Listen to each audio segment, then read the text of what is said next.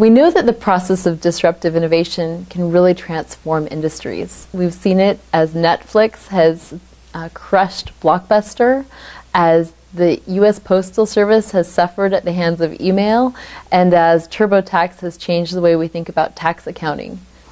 And with our new paper, Is K-12 Blended Learning Disruptive?, we take a stand on the issue of whether or not blended learning is in fact disruptive.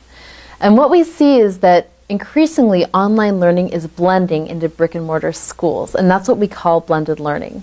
And in some cases, it involves students rotating between face-to-face instruction and online learning or other modalities.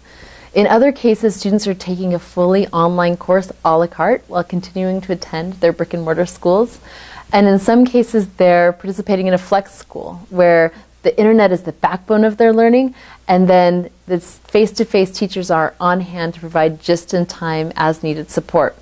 And what we're finding is that some of the models of blended learning are appearing as hybrids. They're actually not disruptive at all. In fact, they're sustaining to the traditional classroom, because what they do is they combine the old with the new, the old traditional classroom with the new technology of online learning.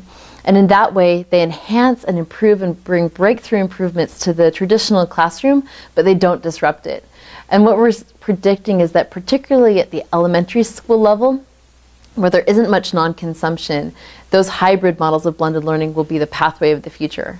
In contrast, we're seeing the arrival of disruptive models of blended learning, particularly at the high school level and to some extent at the middle school level. These new models upend the traditional classroom and change the way we think about learning entirely. The internet is the backbone of student learning, and in many cases the schools are literally tearing down walls, re-architecting the teacher role to make it much more specialized, and disbanding with the notion of age-based cohorts. The verdict is clear.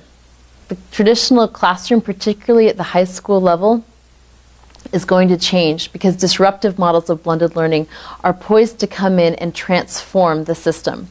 So the choice for school leaders can be more intentional by using this lens. Some school leaders will decide that they're best positioned to sustain the traditional classroom and leverage a hybrid model of blended learning to bring welcome improvements.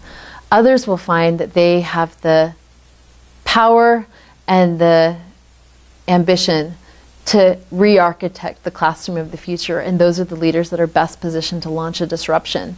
We expect that at the high school and middle school level, to some extent, those disruptive blended learning models will be what schools look like in the future.